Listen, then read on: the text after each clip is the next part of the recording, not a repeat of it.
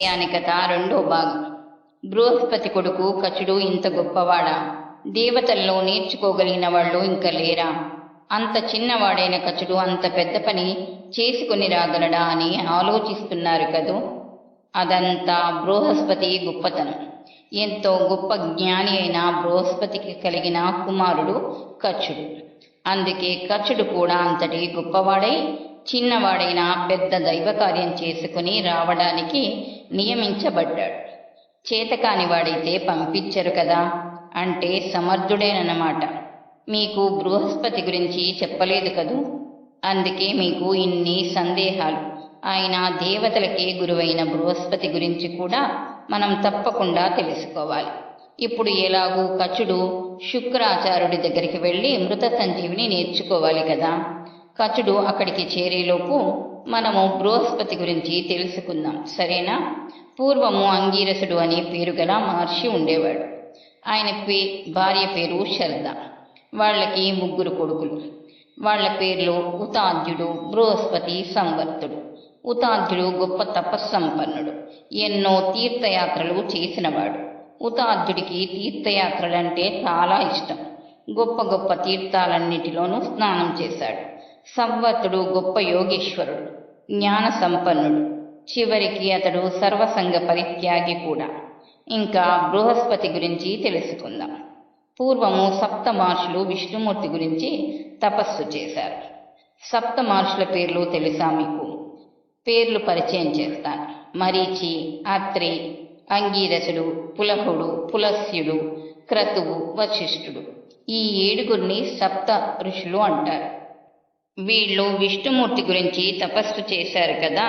విష్ణుమూర్తి అదృశ్య రూపంలో మహర్షులతో, మీరు ధర్మబద్ధంగా నన్ను తలుచుకున్నారు గనక మీకు సరస్వతీదేవి ధర్మశాస్త్రం గురించి వివరంగా చెప్తుంది. మీరు నేర్చుకున్న ఈ శాస్త్రం అన్ని లోకాల వాళ్ళు అనుసరిస్తారు. అంతేకాకుండా మీరు నేర్చుకున్న ఈ శాస్త్రాన్ని అంగీరసుడి కుమారుడైన బృహస్పతికి నేర్పండి. బృహస్పతి ఈ ధర్మశాస్త్ర రహస్యాలు నా భక్తుడైన ఉపరిచర వసువుకి బోధిస్తాడు. ఉపరిచర వసువు దాన్ని సరైన పద్ధతిలో అన్ని లోకాల్లోనూ ఉండేలా చేస్తాడు అని చెప్పాడు. సప్త మహర్షులు సరస్వతీదేవి ద్వారా నేర్చుకున్న ధర్మశాస్త్రాన్ని బృహస్పతికి ఉపదేశించారు. అందువల్లనే బృహస్పతి బుద్ధిమంతులందరిలోకి బుద్ధిమంతుడయ్యాడు. ఇప్పుడు బృహస్పతి దేవతల గురువు ఎలా అయ్యాడో తెలుసుకుందాం. ఒకసారి దేవతలందరూ మనం నేర్చుకున్న విద్యలేవి సరిగ్గా రాణించట్లేదు, విద్య గురువు ద్వారా నేర్చుకుంటేనే రాణిస్తుంది, మనము ఒక మంచి వ్యక్తిని, జ్ఞానిని గురువుగా ఎంచుకోవాలి అని నిర్ణయించుకొని అన్ని లోకాల్లోనూ వెతుకుతున్నారు.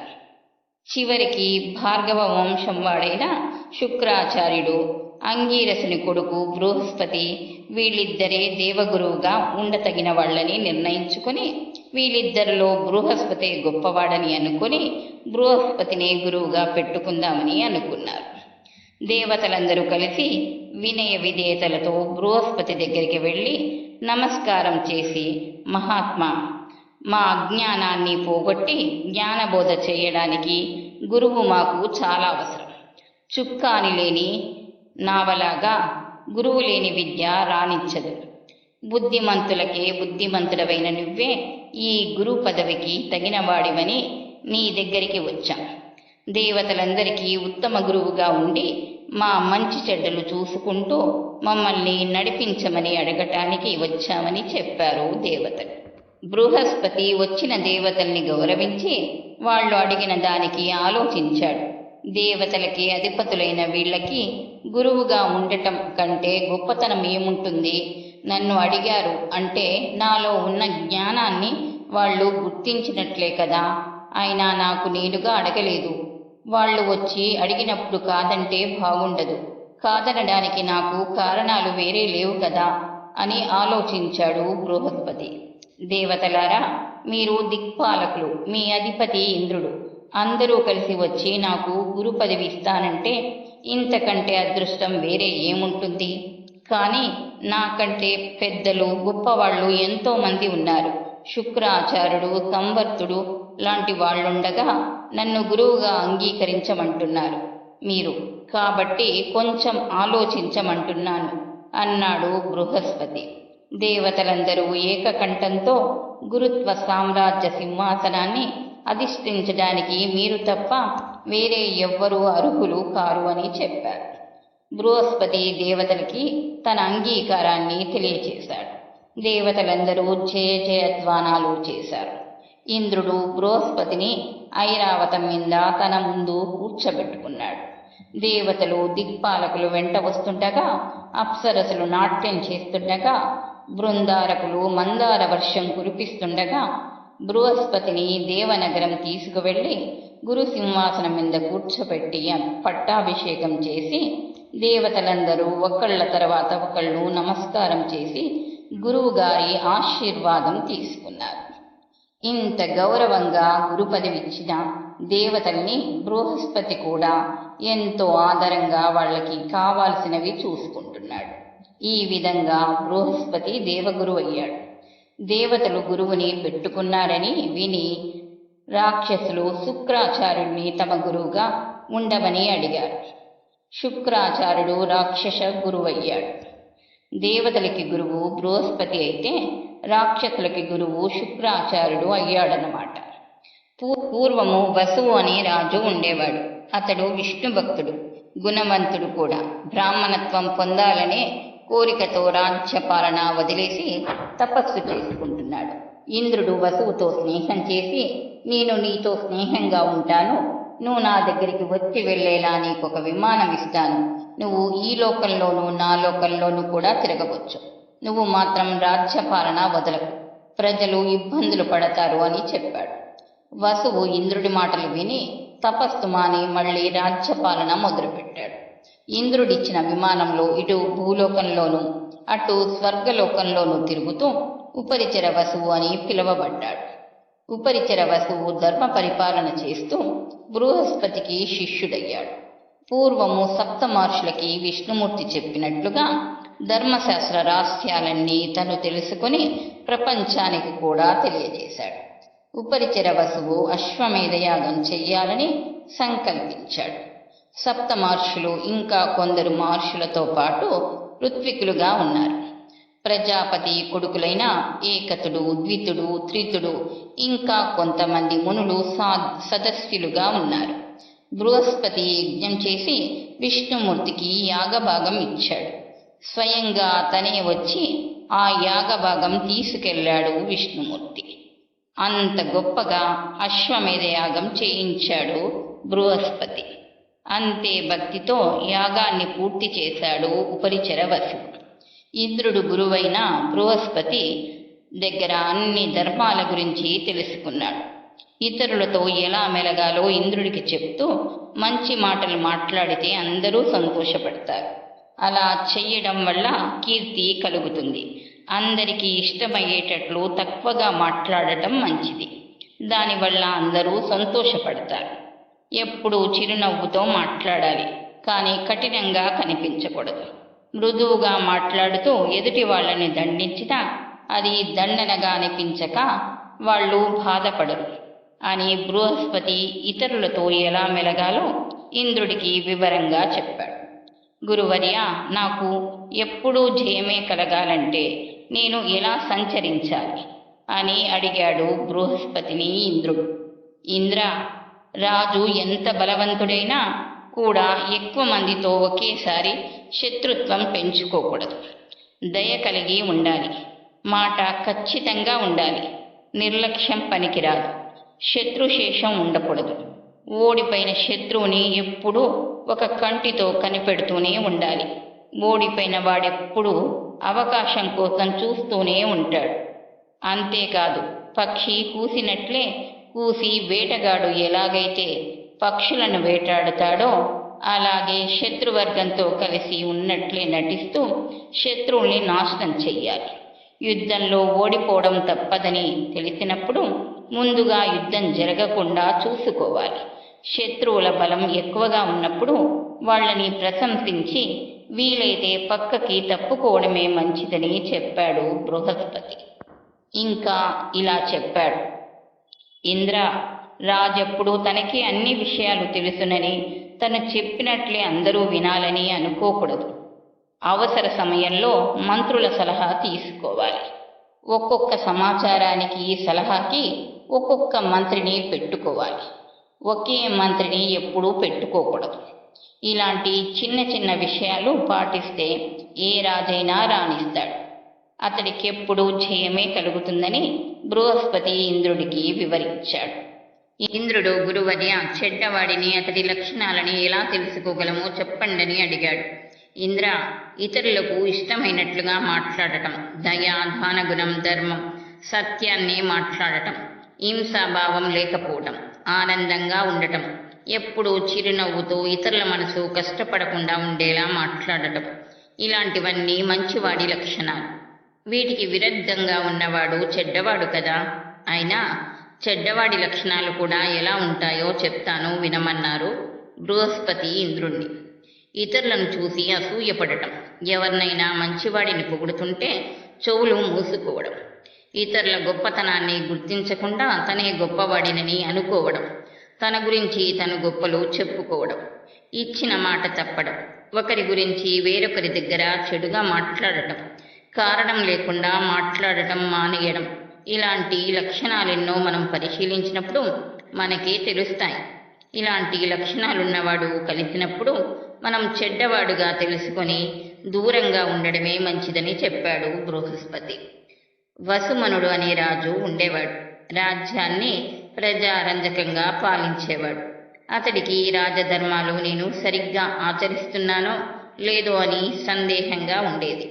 ఆ వసుమనుడు ఒకసారి బృహస్పతి దగ్గరకు వచ్చి, మహాత్మా, నేను రాజ్యపాలన సరిగ్గా చేస్తున్నానో లేదో అనే సందేహం నన్ను పీడిస్తుంది. మీ దగ్గర రాజధర్మాల్ని గురించి తెలుసుకుందామని వచ్చాను అన్నాడు. రాజును చూసి, రాజా, నీ పాలనలో ప్రజలు సుఖంగానే ఉన్నారు. అయినా నువ్వు అడిగావు కాబట్టి నేను కొన్ని రాజుకుండవలసిన లక్షణాలు, ఆచరించాల్సిన ధర్మాల గురించి చెప్తాను విను అన్నాడు గురువు బృహస్పతి.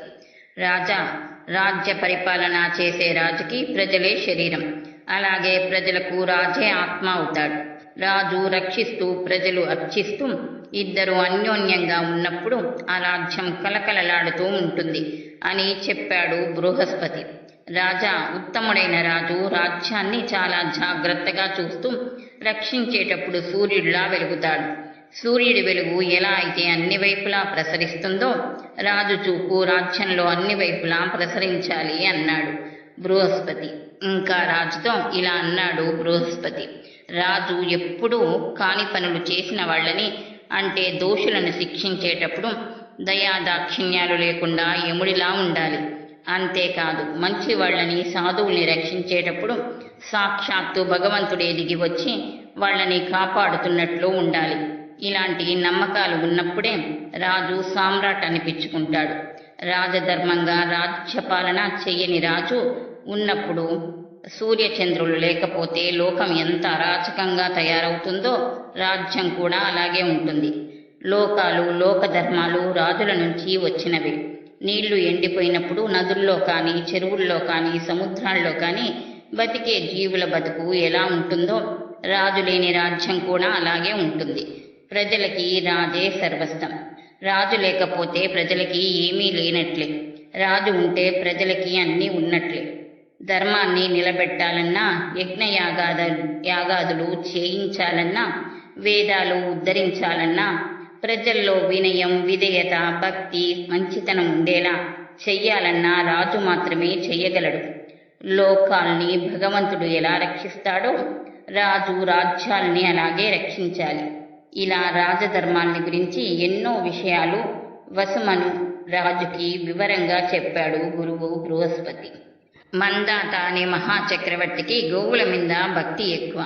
ఆయనకి గోపూజ ఎలా చెయ్యాలి, గోదానం ఎలా చేయాలి అని చాలా సందేహాలు ఉండేవి.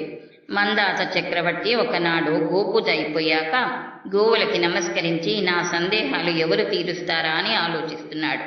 వెంటనే దేవగురువు బృహస్పతి ఉండగా నేనెందుకు విచారించడం అనుకుని మందాత బృహస్పతి దగ్గరికి వచ్చాడు.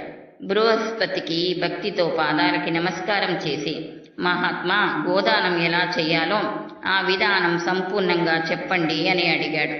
మందాత, రాజా, ఒక మంచి రోజు గోదానం చెయ్యాలని నిర్ణయించుకుని ఆ రోజు ఉపవాసం ఉండి గోవుల మంద ఉన్న ప్రదేశంలో ఒక పగులు ఒక రాత్రి గడిపి మర్నాడు ఉదయాన్నే గోవుని పేరుతో పిలిచి తల్లి గోవు, వృషము తండ్రి, గర్భ ప్రదేశము స్వర్గము, ధరణి సంప్రతిష్ఠ అని చెప్పి నియమనిష్టలున్నవాడు, శాంత స్వభావుడు, ఉత్తముడు అయిన బ్రాహ్మణుడికి దానం ఇవ్వాలి. ఆశ్వీజ మాసంలో బహుళ అష్టమి మొదలు ఉపవాసం చేసి గోశాల నుంచి గోమూత్రము గోమయము లోపలికి తీసుకుంటే సమస్త పాపాలు పోతాయని చెప్పాడు బృహస్పతి. మందాత బృహస్పతి చెప్పినట్లుగా ఎన్నో గోవుల్ని దానమిచ్చి భూలోకంలోనూ స్వర్గలోకంలోనూ కూడా కీర్తిని పొందాడు. ఈ విధంగా గోదానం గురించి మందాతకి చెప్పి గోదానం కూడా చేయించి మోక్షం కలిగేటట్లు చేశాడు బృహస్పతి. ఇంద్రాది దేవతల్లో ఎవరికి ఏ కష్టం వచ్చినా ఏ సలహా కావాలన్నా అందరూ బృహస్పతిని అడిగేవాళ్ళు. బృహస్పతి కూడా వాళ్ళు కోరిన విధంగా తను చేయగలిగింది చేసి తన వల్ల కానిదైతే ఎవరి వల్ల అవుతుందో తెలుసుకుని వాళ్ళని ప్రార్థించి ఆ పని పూర్తయ్యేలా చేసేవాడు. ఒకసారి వింధ్యా పర్వతం బాగా పెరిగిపోయి లోకానికి ఉపద్రవం వచ్చేలా అయిపోయింది. ఇంద్రుడు మొదలైన దేవతలు బృహస్పతి దగ్గరికి వచ్చి విషయం చెప్పి ఏదైనా ఉపాయం చెప్పమన్నారు. బృహస్పతి ఇంద్రాది దేవతల్ని తీసుకొని బ్రహ్మగారి దగ్గరికి వెళ్ళి విషయం చెప్పాడు. బ్రహ్మ అగస్త్యుని ప్రార్థించమని చెప్పాడు. వీళ్ళందరూ వెళ్ళి అగస్త్యుడి దగ్గరకు వచ్చారు. అగస్త్య మహర్షిని కలవడానికి ఇంద్రాది దేవతలు ఎక్కడికి వచ్చారో తెలుసా? కాశీపట్నం వచ్చారు. అగస్త్య మహర్షి ఆశ్రమానికి వెళ్ళి ఆయనకి నమస్కారం చేశారు. అగస్త్య మహర్షి అందరినీ పలకరించి బృహస్పతిని గౌరవించి వచ్చిన పని చెప్పమన్నాడు. మహర్షి, నీ బ్రహ్మ తేజస్సు లోపాముద్ర ప్రతివ్రత తేజస్సు కలిస్తే లోకానికి క్షేమం కలుగుతుంది. ఈ రెండు తేజస్సులు కలిపి మాకు ఒక ఉపకారం చెయ్యాలి అని వింధ్యా పర్వతం గురించి వివరంగా చెప్పాడు బృహస్పతి. అగస్త్య మహర్షి వింధ్యా పర్వతానికి గర్వం అణిగేలా చేసి లోకానికి ఉపకారం చేశాడు. వింధ్యా పర్వతం యొక్క పెరుగుదల ఆగిపోవడానికి బృహస్పతి కారణమయ్యాడు. దేవతలకి జయం, రాక్షసులకు పరాజయం కలుగుతుంటే రాక్షసులు శుక్రాచార్యుడి దగ్గరికి వెళ్ళి రక్షించమన్నారు. శుక్రాచార్యుడు ఈశ్వరుని గురించి తపస్సు చేసి మృత సంజీవిని విద్యను సాధించిన తర్వాత తనకు సేవ చేసిన ఇంద్రుడి కుమార్తె జయంతిని పెళ్లి చేసుకుని కొన్ని వేల సంవత్సరాలు ఎవరికీ కనపడకుండా ఆమెతో ఉండిపోయాడు. ఆ సమయంలో బృహస్పతి శుక్రాచార్యుడి రూపంలో రాక్షసుల దగ్గరికి వెళ్ళి తనే వాళ్ల గురువునని నమ్మించి వాళ్లతో ఉండిపోయాడు. రాక్షసులకి వేదశాస్త్రాలన్నీ అబద్ధాలని, అవన్నీ వాదించుకోవడానికే గాని ముక్తికి పనికిరావని, యజ్ఞయాగాదుల వలన జీవుల్ని హింసించడం తప్పించి వేరే ఉపయోగం ఏమీ లేదని, సురాపానం చేయడం వల్ల మోక్షం వస్తుందని రకరకాలుగా చెప్పి వాళ్ళని భ్రష్టుల్ని చేశాడు బృహస్పతి. అంతేకాదు, మీకందరికీ గొప్ప మతం ఒకటి చెప్తాను, అలా చేస్తే మీకు మోక్షం వస్తుంది అన్నాడు బృహస్పతి. రాక్షసులు బుర్రలేని వాళ్ళు కదా, అలాగే చెప్పండి, ఆచరిస్తాం అన్నారు గురువుగారితో. అందరూ శిఖ యజ్ఞోపవీతం తీసేయండి, జాతి మతం అన్నీ వదిలేయండి, దిగంబరులై ఉండండి. దీన్నే సర్వసంగ పరిత్యాగము అంటారు. మీకిష్టమైనట్లు సంతోషంగా ఉండండి అని చెప్పి రాక్షసుల్ని అధర్మపరులుగాను అవినీతిపరులుగాను చేశాడు బృహస్పతి. అసలు గురువు శుక్రాచార్యుడు వచ్చి నేనే మీ గురువునని ఎంత చెప్పినా వినని స్థితికి వెళ్ళిపోయారు రాక్షసులు. నర్మదా నది తీరంలో ఉన్న ఒక పట్టణంలో వాచస్పతి అనే ఆశ్రమం నిర్మించుకొని జ్ఞానం ఉపదేశిస్తున్నాడు బృహస్పతి. ఆయన శిష్యులు వేలకు వేలై వాళ్ళకి మళ్ళీ శిష్యులు కూడా వచ్చేశారు. ఎంతో మంది జ్ఞానం సంపాదించాలన్న కోరిక ఉన్నవాళ్ళు బృహస్పతి దగ్గరికి వస్తుంటే వాళ్ళందరికీ స్వశక్తితో అన్ని సౌకర్యాలు సమకూర్చేవాడు బృహస్పతి. ఒకనాడు సూర్యుడి కొడుకైన శని తండ్రి దగ్గరికి వెళ్ళి తనకి విద్య నేర్పించమన్నాడు. కుమారా, నీకు విద్యా బుద్ధులు నేర్పించగల గురువు ఒక్క బృహస్పతి. ఆయనకి సరి సమానమైన వాడు వేరే లేరు. ఆయన ఇప్పుడు నర్మదా నది తీరంలో గురుకులంలో శిష్యులకి విద్యాబుద్ధులు చెప్తున్నాడు. నువ్వు ఆయన్ని ప్రార్థించి విద్య నేర్చుకో అన్నాడు సూర్యుడు. శని బ్రాహ్మణ బాలకుడిలా విద్యార్జనకు వెళ్లే విద్యార్థిలా బృహస్పతి దగ్గరికి వెళ్ళి సాష్టాంగ నమస్కారం చేశాడు. ఎవరు నాయనా నువ్వు అని అడిగాడు బృహస్పతి. గురువర్య, నేను కపిల వంశంలో పుట్టాను. సర్వ వేద శాస్త్రాలు నేర్పి జ్ఞానం ప్రసాదించండి అని అడిగాడు శని. వాచస్పతి అయిన బృహస్పతి ఆ బాలుడి మాటలు విని శిష్యుడిగా అంగీకరించి విద్య నేర్పడం మొదలుపెట్టాడు. శని మిగిలిన శిష్యులందరికంటే ముందుగానే అన్నీ నేర్చేసుకునేవాడు. అతడి తెలివితేటలకి గురువు హృదయం ఆనందంతో నిండిపోయింది. ఒకనాడు బృహస్పతి ఇంత చక్కగా చెప్పినట్లు నేర్చుకుంటున్న ఈ విద్యార్థి ఎవరై ఉంటాడా అని తన దివ్య దృష్టితో చూసి సూర్యుడి కొడుకైన శనేశ్వరుడిగా తెలుసుకున్నాడు. బృహస్పతి అతడిని పిలిచి, నువ్వు బ్రాహ్మణ కుమారుడిగా అసత్యం చెప్పి విద్య నేర్చుకున్నావు. నువ్వు క్రూర దృష్టి కలవాడివి, అందరినీ పీడించేవాడివి, చెడ్డ పేరు కలవాడివి అవుతామని శపించారు. బృహస్పతి శనీశ్వరుణ్ణి ఇలా శపించినందుకు నా పీడ నీకు కూడా తప్పదని, ఏమైనా నువ్వు నాకు గురువు కనుక పీడ నీకు ప్రమాదం కలిగించదని చెప్పి వెళ్ళిపోయాడు. ఇప్పుడు అర్థమైందా శని పాపగ్రహము, క్రూర దృష్టి ఉన్నవాడు ఎందుకయ్యారో? అది బృహస్పతి శాపమన్నమాట. ఒకసారి బృహస్పతికి కూడా శనిపీడ తప్పలేదు. ఆ సమయంలో శని వచ్చి గురువుగారి పాదాల మీద పడ్డాడు. మంచి వాళ్ల జోలికి మాత్రం పోవద్దని చెప్పాడు బృహస్పతి. బృహస్పతి చెప్పిన ధర్మాలన్నీ బృహస్పతి స్మృతి అనే గ్రంథంలో ఉన్నాయి. ఇన్ని రకాలుగా దేవగురువైన బృహస్పతి ఇంద్రాది దేవతల్ని, మహర్షులని అందరినీ రక్షిస్తూ విద్యా బుద్ధులు నేర్పిస్తూ ఉండేవారు. అంతటి గొప్పవాడి కొడుకు కాబట్టి కచుడు మృత సంజీవిని నేర్చుకుందుకు నియమించబడ్డాడు. బృహస్పతి ఎంత గొప్పవాడో చూసారా? స్వయంగా విష్ణుమూర్తి సప్త మహర్షులకి చెప్పి ధర్మశాస్త్రం గురించి బృహస్పతికి చెప్పమన్నాడు. ఇంద్రుడంతటి వాడు ధర్మశాస్త్ర రహస్యాలని అడిగి తెలుసుకున్నాడు. అలానే రాజులు రాజధర్మాల గురించి నేర్చుకున్నారు. ఇలా ఎంతోమంది ఎన్నో విషయాలు బృహస్పతి నుండి తెలుసుకున్నారు. దేవగురువైన బృహస్పతి గురించి కూడా తెలుసుకున్నారు కదా. బృహస్పతి ఇంత గొప్పవాడు కనుకే దేవగురువయ్యాడు. కచుడి గొప్పతనం తెలియాలంటే అతడి తండ్రి గొప్పతనం కూడా తెలుసుకోవాలనుకున్నాం కదా. అందుకే బృహస్పతి గురించి మీకు తెలియచెప్పాను. ఇప్పుడు కచుడు శుక్రాచార్యుడి దగ్గరికి చేరుకొని ఉంటాడు. దైవ కార్యం కోసం నియమించబడిన బృహస్పతి కొడుకు శుక్రాచార్యుడికి శిష్యుడు ఎలా అయ్యాడో, వెళ్ళిన పని పూర్తి చేశాడో లేదో తెలుసుకుందాం. సశేషం తర్వాయి భాగం రేపు.